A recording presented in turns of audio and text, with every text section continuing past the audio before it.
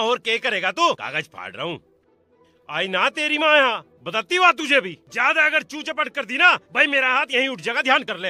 हाँ खड़ा हूँ। मैं तो ऑफिस के लिए लेट हो रहा हूँ। गौरव, अरे चल भाई चल, तेरा नंबर आ लिया। मुझे तो हर मिनट पे नुकसान हो रहा है, मुझे तो स्पेशल टाइम दिया था। विशाल आगे न खड़ा हो जाओ। अरे यार मुझे गाड़ी लेकर शामली भी जाना था। अरे आराम से लेट खड़े हो रहो। गया। चले जा फिर। मुस्तकीम, चल भाई तेरा नाम आ गया। हेलो। अरे भैया लाइन में लग रहा हूँ यार, पिछले 4 घंटे से दुखी कर रखा हूँ। अरे मर जा साले तू एक। हाँ। अरे एनआरसी के चक्कर में आया था थोड़ा ये। अरे सीधा खड़ा हो जाना परेकू। रैप्टर मार के यहीं काट दूंगा तने। तू बताइए मुझे। अरे मान जाओ, बांग्लादेश ही जाओगे क्या तुम? अरे तेरी ऐसी की तैसी छोड़। अरे मेरे कच्चाटे का तुम ना। अरे मैं मान जाओ। अरे मैं वैसे एनआरसी के चक्कर में परेशान हूँ। एनआरसी में नाम नारा थारा, बांग्लादेश भेजे जाओगे तुम, पाकिस्तान भेजे जाओगे। अरे मैं लाइन में लगा अरे हूँ, रुक जाओ। मेरा नंबर तो आ नहीं रहा। अरे खुदा के बंदो समझो। सबीर चल सालों ने 4 घंटे से लाइन में खड़ा हुआ हूँ। हुजूर आदाब। हुजूर बड़ी परेशानी में है, वो हमारे एनआरसी के कागज दिखवा लेते हुजूर। अच्छा नाम बताइए। सबीर, जिला बागपत।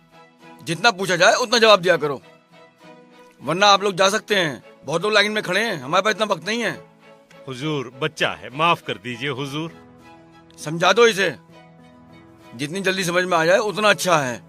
अगर एनआरसी लिस्ट में नाम नहीं आया तो आगे चल के भारी परेशानी पड़ सकती है। लाओ चलो आईडी प्रूफ दो। हुजूर ये आधार कार्ड, ये ड्राइविंग लाइसेंस हुजूर, ये पैन कार्ड हुजूर। आधार कार्ड पैन कार्ड तो कोई भी बनवा लेता है, जन्म सर्टिफिकेट दिखाइए।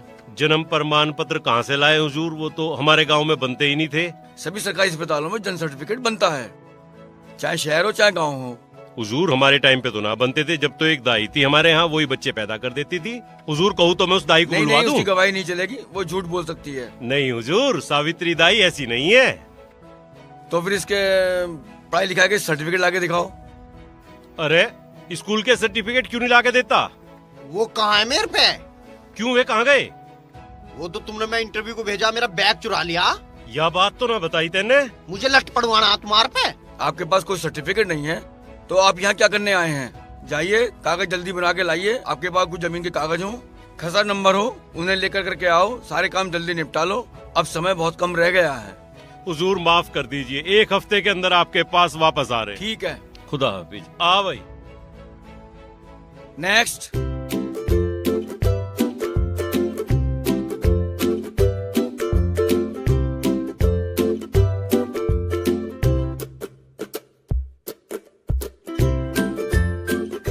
अरे सबीर, ये हुआ तो अधिकारी धोरे गया, कोई बात बनी ना बनी? अरे स्कूल के सर्टिफिकेट से मांगे, लड़का चलेंगे स्कूल। आज तो एतवार है, बंद होगा, हो जाएगा काम सा। अरे काम तो हो जाएगा भाई सबीर, पर भैया की तो गड़बड़ हो ही गई। लोंडिया वाले नाटी है यार, यूं काम बहुत बुरा हुआ। अरे या कोई बात ना, यूं सब ठीक हो जाएगा। घर के बड़े बड़े में बात चल रही है, मामला से निपट जानते। भाई देख, मुझे तो मुश्किल लगे। अरे कभी तो ढंग से बोल लिया कर। अरे यार इसमें ढंकी के बात है, जो सच है कह रहा। आधे तो मजा लेने को आ जा, यू मामला ठंडा हो जाने दे। सबको देख लूँ एक दौरे से। जब तेरा ब्याह टूटेगा ना, जब पता पड़ेगी यू एनआरसी हो के। ओए घना ना बोलिए ना, तेरी एनआरसी से पहले ही एनआरसी काट दूं तेरी मैं। देख ले तेरा कैसा लगी मिर्ची अब तेरे। इसका मूड खराब है, ये तो बोलने की तमीज भी भूल रहा आज। हाँ तेरे में घड़ी तमीज लटक रही है।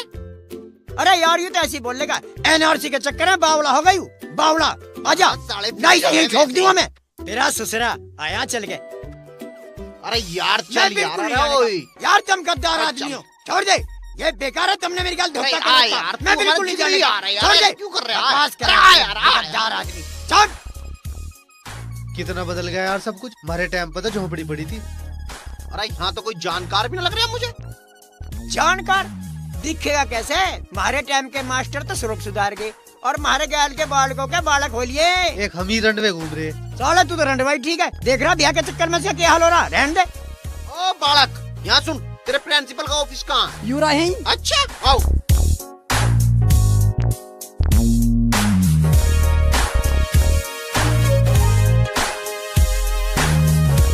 एनआरसी लिस्ट ने बढ़िया काम किया है। अब सारे विदेशी भागेंगे यहाँ से। आतंक मचा रखा है। गुरुजी अंदर आ जा। मैं जी हाँ, बताइए। रिजल्ट बढ़वाना है जी। तुम जैसों की वजह से तो बच्चे बिगड़ रहे हैं। पूरी साल पढ़ाई नहीं करते, साल के आखिर में रिजल्ट बनवाने आ जाते हो। थम जाओ मास्टर जी, तुम तो कतई रेल हो रहे हो। हम बालकों का रिजल्ट लेना है, हम तो अपना रिजल्ट बनवाना है। अब पढ़ने की उम्र कहाँ है तुम्हारी? पहली बात तो पढ़ने की कोई उम्र ना होती, और दूसरी बात हम पढ़ने ना आए, हम अपना पुराना रिजल्ट लेना आए। बिना रिकॉर्ड देखे कैसे रिजल्ट बना दूं? हमें तो ये भी नहीं पता कि आप यहाँ से पढ़ के गए हो। जी मैं सब्बीर हूँ। 2003-2005 में यही पढ़ा मैं। 11वीं 12वीं मन ने यही करी है जी। अब इतना पुराना रिकॉर्ड कहाँ से ढूंढूं मैं? क्या जरूरत पड़ गई अब आपको? एनआरसी लिस्ट में मेरा नाम ना आया, मेरे पुराने कागज खो गए हैं जी, इसलिए मैं पुराने कागजों का रिकॉर्ड लेना आया हूँ जी। 10वीं 12वीं का रिजल्ट नहीं मिलता यहाँ। कोई बात ना मास्टर जी, 9वीं का और 11वीं का दे दो, और वो भी ना हो तो हाजिरी का रिकॉर्ड दे दो, उसमें मेरा काम चल जाएगा। हमारे यहाँ कंप्यूटर नहीं है, इतना पुराना रिकॉर्ड ढूंढने में समय लगेगा। आप एप्लीकेशन दे जाओ, 1 सप्ताह के बाद आप आ जाना। इतना टाइम कहाँ जी हमारे पास, अधिकारी को कागज देने हैं। और ये ऐसा कैसे हो जाएगी? इन कागजों की वजह से तो इसका निकाल का हुआ। और जी ऐसे लोगों ने तो यहाँ आबादी फैला रखी है। यो सही कह रहा जी। एप्लीकेशन दो और जाओ यहाँ से। जी चले तो हम जाएंगे, पर हम एप्लीकेशन लिख के दे रहे हैं, हमारे कागजों का ध्यान से रखियो। और ध्यान रखियो मास्टर जी, ज्यादा जल्दी भी ना। कर दियो जी इसका काम।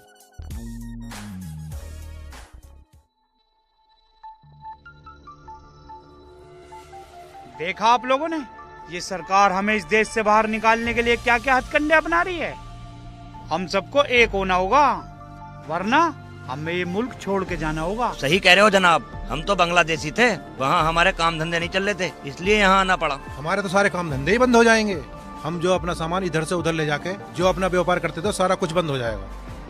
जनाब 1971 के बाद हमारे बाप दादा यहाँ आ गए थे, अब हमारी तो सरकारी नौकरी है, हम कैसे चले जाएंगे? है भाई, मैंने एक बात सुनी है, सरताज के लड़के शब्बीर का नाम एनआरसी लिस्ट से गायब है। हमें इस बात का फायदा उठाना है। हम इस बात को ज्यादा से ज्यादा लोगों में उछालकर अपने आप को बचा सकते हैं। सही कह रहे हो जनाब, अगर सरकार एक के बाद एक नया कानून बनाती रही तो हमारा तो यहाँ रहना नामुमकिन है। एक काम करो, ऐसे जितने भी लोग हैं उन्हें समाज में चारों तरफ फैला दो और एनआरसी और सरकार के खिलाफ खूब भड़काओ। इससे हमारा काम आसान हो जाएगा।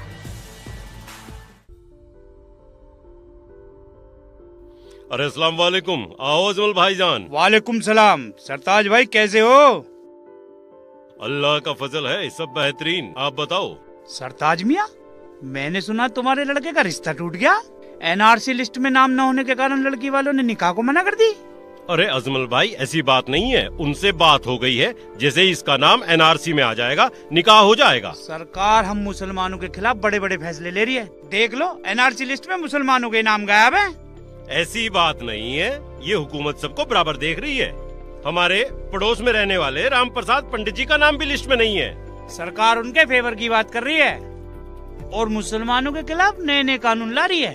अगर हम सब इकट्ठा न हुए ना तो एक दिन इस मुल्क से उठाकर बाहर फेंक दिए जाएंगे। ऐसा कुछ ना होवे, हमारे बाप दादों की जमीन है यहाँ, और जैसे हमारे हिंदुओं के नाम नहीं है ऐसी हमारे मुसलमानों के नाम नहीं है। मैंने तो सुना तुम्हारे स्कूल वाले भी तुम्हें सर्टिफिकेट देने से नाट गए। सबके दे रहे, मुसलमानों के क्यों न दे रहे? ना ना, 1 हफ्ते का टाइम मांगा है, पुराने कागजात है, कोई दिक्कत ना। मुझे तो लगता ना वे कागजात इतनी आसानी से दे देंगे। वे कुछ न कुछ ऐसी अड़चन जरूर लाएंगे जिससे कि तुम्हारे कागज तुम्हें ना मिल पावे।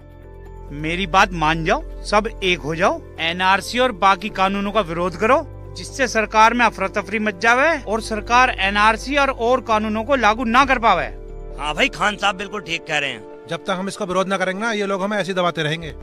देखो, आज ना तो कल तुम्हें मेरी बात माननी तो जरूर पड़ेगी। ये सरकार हमारे विरोध की है, ये हमारे पक्ष की बिल्कुल बात नहीं कर रही। अच्छा जी। अच्छा जी।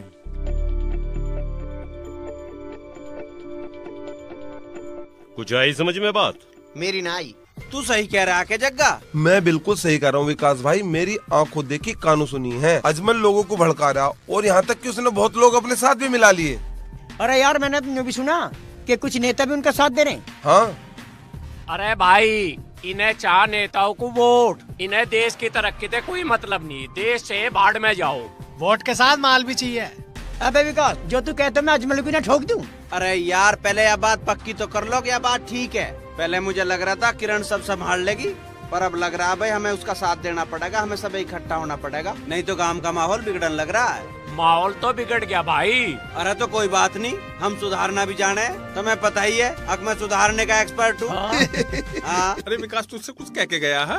हाँ, मेरे से तो हर जगह को बता के जाओ कहाँ जा रहा। ले वो आ लिया, क्यों भाई? विकास कहाँ तू? कूलर वाले खेत की जुताई होनी है? और अब शाम होने को आई। हाँ, इसे बड़ा देखा कभी कुछ काम करते हुए। हमारी बात तो सुनता ना, जो बहू क्या उसी की बात सुने है सब। मेरी माँ भी ऐसे कह रही। तुम्हारे जमाने पुराने थे, अब तो करते भी गुजारे ना हो रहे। अच्छा ठीक है, जो कहना कह ले, ठीक है, कोई ना रोक। बता भाई बता, कहाँ है तू? गांव में एनआरसी का बड़ा रोड़ा हो रहा है, और यू अजमल तो ज्यादा ही पाँ काट रहा है, मुझे लग रहा है प्रधानी में खड़ा होगा। हाँ, मैंने भी गांव की औरतों के मुंह से सुना है कि एनआरसी को लेकर के बहुत ज्यादा भड़काया जा रहा है। अगर यही सब कुछ होता रहा ना, तो देश का तो बहुत बड़ा नुकसान हो जाएगा। मुझे भी गांव वाले मिले और नू कह रहे कि एनआरसी का समर्थन करना, और भैया मैंने तो कह दिया यू है सरकार का काम, सरकार जाने। नहीं पिताजी, ये सिर्फ सरकार का मामला नहीं है, ये हमारी भी जिम्मेदारी है। हमें लोगों को समझाना होगा। अगर हम ऐसे ही चुपचाप रहे ना, तो अजमल जैसे लोग कामयाब हो जाएंगे और हमारा देश कभी तरक्की नहीं कर पाएगा। तू सही कह रही है बहू, हमें सरकार के साथ रहना चाहिए। मैं तो बहू के साथ हूँ। हाँ, बहू के साथ रह ले। चौक की प्रधानी आ रही थी, वह तो लीन आ गई। हाँ हाँ, होली प्रधानी, अब खाना खा लो आके। देखो लोगों को मैंने धीरे धीरे कितना भड़काया। जो लोग पाकिस्तानी और बांग्लादेशी भी है ना, वो भी अब एनआरसी के खिलाफ हमारा साथ देने के लिए बिल्कुल तैयार हैं। बिल्कुल सही कह रहे हो खान साहब, हम भी अपने अपने कामों में लगे हुए हैं और घर घर जाकर लोगों को एनआरसी के खिलाफ भड़का रहे हैं। बिल्कुल ठीक काम कर रहे हो तुम। अभी सरकार ने एक कानून और नया निकाला है, CAA, उसके खिलाफ भी हमें माहौल तैयार करना है। जनाब, ये CAA का कानून है क्या? अरे ये सरकार कहती है जितने भी पाकिस्तान, बांग्लादेश, अफगानिस्तान से हिंदू, सिख, ईसाई, जैन, पारसी आए हैं, सरकार उन्हें तो नागरिकता दे देगी, पर मुसलमानों को न देने की है। जनाब अजमल साहब, इससे तो कोई हमें परेशानी है नहीं, बस सिर्फ एनआरसी से दिक्कत है। अरे तुम समझ न रहे अब भी बिल्कुल भी। यू सरकार हमारे साथ कितना बड़ा भेदभाव कर रही है। एनआरसी से छूटे हुए जितने भी हिंदू और अन्य हैं, सरकार उन्हें तो नागरिकता दे देगी, पर मुसलमानों को न देने की है। हम फिर क्या करें अजमल साहब? इस कानून ने तो हमारा काम और भी आसान कर दिया है। अब हम CAA को लेकर भी लोगों को अपने साथ खड़ा कर सकते हैं। आप बिल्कुल सही कह रहे हो जनाब। और CAA के साथ साथ सरकार ने NPR भी एक लागू कर दिया है कानून। जनाब, अभी वो NPR क्या है? NPR का मतलब है नेशनल पॉपुलेशन रजिस्टर। भारतीय सरकार द्वारा इसमें सभी नागरिकों को सूचीबद्ध किया जाएगा, चाहे वे हिंदुस्तान का रहने वाला हो चाहे ना हो। में भी हमें कोई दिक्कत है? दिक्कत, बहुत बड़ी दिक्कत। और जो यूँ कामयाब हो गया ना, तो सरकार को यूँ पता पड़ जाएगा कि कौन इस देश का नागरिक है, कौन ना है। और जो इस देश का नागरिक ना उसके लिए तो बहुत बड़ी परेशानी हो जाएगी। अजमल साहब, फिर तो हमारे जैसे को भी दिक्कत हो जाएगी। हम तो बांग्लादेश से आए हैं, फिर हमें तो ये देश छोड़कर जाना ही पड़ेगा। जब भी तो कह रहा हूँ, हम लोगों को एक साथ तेजी से इकट्ठा होना पड़ेगा, चाहे इसके लिए हमें कुछ भी करना पड़ जाए। तो आप ही बताओ ना क्या करें। अब तुम लोग जैसा मैं कहूँ वैसा करते चले जाओ। शब्बीर वाले मामले को भड़काने के लिए मैंने प्रिंसिपल का तबादला करवा दिया, और जो नया प्रिंसिपल आया ना, तुम लोग शब्बीर के खिलाफ उसे भड़काओ, ताकि वो उसके कागज न दे सके, है ना, और कुछ पैसे भी दिए इस प्रिंसिपल को। ठीक है, अब इस मामले को लेकर मैं लोगों को भड़काता हूँ, तुम लोग अपने काम में लग जाओ। जी जनाब।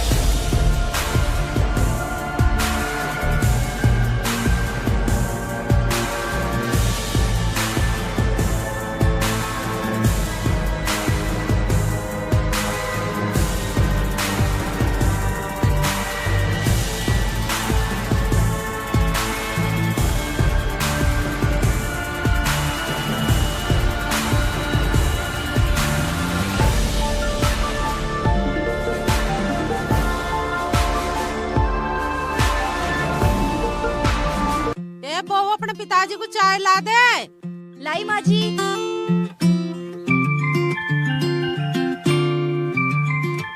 बहुत बुरा टाइम आया, पैसे के चक्कर में दुनिया हो रही। अरे क्या हो गया भाई? होता के वो सतवा की बहन की जो सगाई हुई थी वे अब ब्याह को मना कर रहे हैं। अरे ऐसे क्या हो गया जो मना कर रहे हैं? होता के पैसा मांग रहे हैं और पैसा भी मोटा मांग रहे हैं। अब उसके धोरे बेचारे के थोड़ा पैसा धरा है। लेकिन दहेज मांगना तो कानूनी अपराध है, वो ऐसा कैसे कर सकते हैं? दहेज मांगना कानूनी अपराध है, ये सब किताबी बातें हैं। वैसे सब ले में बता कौन ना लेता। बुरा हाल है भैया इस दुनिया का भी। हाँ बुरा हाल ही हो रहा। अब सतवा का देख, अब वे लड़के वाले बैठे हैं और बिचौलिया बैठा है। अपने हो रहा मामला खराब। भाई इस गांव में सबके ब्याह टूट लग रहे हैं, पता नहीं क्या होगा। और इसने तो बेचारे ने जो सगाई में पैसा लगाया वो भी बेकार जाता दिखे। माँ जी मैं जरा सतवा भैया के घर जा रही हूँ। ओ मैरिज ब्यूरो, तू रहनी दे, उनका अपना मामला वे आपस में सुलझा लेंगे। वे दहेज मांग रहे हैं, तू देगी दहेज, कर लेंगे वे अपने आप। देखिए दहेज एक सामाजिक बुराई के साथ साथ कानूनी अपराध भी है। अरे ये सब चीज तो है, पर क्या करें। चल तू चली जा, पर जावे तो उन्हें इतनी धारा बताइए वे धारा सुन सुन के घबरा जावे और ब्याह हो जावे। भाई तेरा भी कमाल है, इसका नाम जो है ना किरण की जगह धारा देवी होना चाहिए। अरे भैया जान दे इस बहू को, मत रोक के।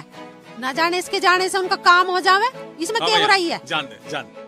अब मैं ना जान दूं जब क्या रुक रही है तो जाओगी, जा चली जा। हाँ हो जावे इस बहाने काम किसी का। ऐसी बहू भगवान सब देवे जैसी मुझे मिली है। नमस्ते जी। नमस्ते जी। आओ किरण भाभी बैठो। किरण भाभी कैसे आना हुआ?